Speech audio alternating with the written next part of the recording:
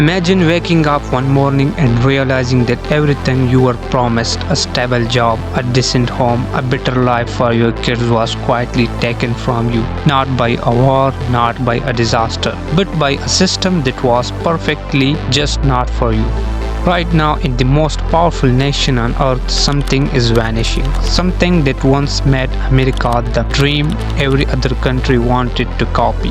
The middle class. And when it disappears, and history shows us it always does, what comes next is not just economic pain, it's the collapse of trust, identity, democracy itself. So today, we are going to follow the money, follow the history, and follow the truth, all the way to the end. Because what's happening in America right now has happened before, and every single time it ended the same way. To understand what's being lost, you first have to understand what was built. After World War II, America created something the world had never seen before at that scale: a massive, thriving middle class. Factory workers owned homes. A single income supported an entire family. Kids went to college without drowning in debt. Neighborhoods had hardware stores, diners, small businesses, all owned by regular people. This wasn't just economic comfort, this was the foundation of democracy itself. Because when people have stability, they have hope. When they have hope, they participate. They vote, they build communities, they trust their institutions. The middle class wasn't just a tax bracket. It was the social glue holding the entire American experiment together. And for about 3 decades, it worked beautifully. But then something shifted, quietly, gradually. In the 1970s and especially the 1980s, a new philosophy took over. The idea that if you make the wealthy wealthier, the benefits will eventually trickle down to everyone else. It sounded logical. It was presented beautifully, but the data tells a different story, because what actually trickled down was not wealth. It was debt. Factories moved overseas, unions were broken, wages stopped growing. But the cost of living never stopped climbing. Healthcare, housing, education all became unaffordable luxuries for ordinary people. The very jobs that built the middle class started disappearing, and they were replaced with something far more unstable. Gig work, part-time contracts, zero-hour jobs with no benefits, no security, no future. The ladder the generation claimed to reach the middle was being pulled up, rung by rung, and most people didn't even notice it was happening. Here is where it gets undeniable.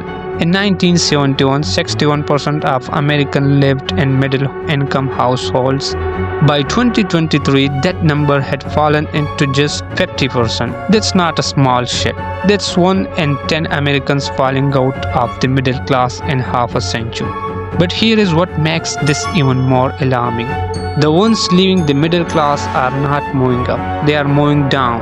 The wealth gap in America today is wider than it has been since the 1920s, just before the Great Depression. The top 1% of Americans now hold more wealth than the entire bottom 90% combined. Let that sink in. And while this is happening, the political conversation stays focused on culture wars, left versus right, red versus blue, because as long as people are fighting each other, nobody is looking at the numbers. Nobody is asking the real question: who is benefiting from the disappearance of the middle class? This is not new. History has seen this before, and it has never ended well. Ancient Rome had one of the most powerful middle classes of the ancient world. Roman citizens owned land, ran businesses, served in the military with pride. But as the Republic became an empire, wealth concentrated. Land was taken from small farmers and absorbed into massive estates owned by elites. The middle disappeared, and what followed was not gradual decline. It was acceleration into chaos, political instability, military coups, citizens who stopped believing in their institutions. Sound familiar? Look at the Weimar Republic in Germany before the rise of Hitler. The middle class had been decimated by hyperinflation and economic humiliation. People who had once been stable, educated, proud were suddenly desperate. And desperate people don't vote for stability. They vote for someone who sounds like a solution, no matter how dangerous. The death of the middle class doesn't just hurt wallets, it breaks the psychological contract between citizens and their country. When the middle class shrinks, it's not just income that disappears. It is an entire way of life and a way of thinking. Small businesses close because there are no longer enough customers who can afford them. Local newspapers shut down because nobody can subscribe. Community centers, local sports leagues, neighborhood churches all defunded, all emptying out. And with them goes something invisible but vital: social trust.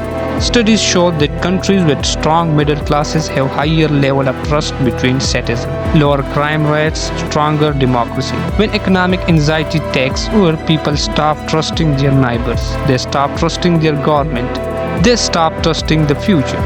Children from shrinking middle class families are statistically less likely to go to college, less likely to own a home, and more likely to earn less than their parents did. For the first time in American history, the next generation is expected to be worse off than the one before it. That is not just an economic fact, that is a civilizational warning sign. Here is something political scientists have studied for decades. When the middle class collapses, democracy becomes fragile, not overnight but systematically. Because democracy depends on a population that is economically secure enough to think long term. When people are struggling to survive, they don't vote for policy. They vote for personality, they vote for anger. They vote for whoever speaks loudest about their pain, even if that person has no real solution. This is how extremism enters, not through tanks and cops, at least not at first, but through ballot boxes filled by people who feel they have nothing left to lose. We are seeing this across the Western world right now. Populist movements rising in countries where inequality has exploded. The political centers, which was always the home of the middle class, is collapsing. And when the center collapses, the extremes fill the vacuum, left and right pulling further apart, compromise becoming impossible, institutions being undermined. This is not speculation, this is the documented pattern of every empire that lost its middle. The question every thinking person is now asking is, can this be reversed? History says yes, but it requires things that are politically very difficult. Countries that have successfully protected and rebuilt their middle class share common patterns. Strong investment in public education so that talent, not just wealth, determines success. Healthcare systems that don't bankrupt families. Labor protections that give workers real bargaining power. Tax structures that prevent wealth from concentrating indefinitely in a small number of hands. Germany rebuilt its middle class after World War II through what they call the social market economy, free market, but with strong protection for workers and communities. The Scandinavian countries built some of the most stable middle classes in history and consistently rank as the happiest, most trusting, most democratic societies on earth. The blueprint exists, but it requires political will, and political will requires an informed, engaged population.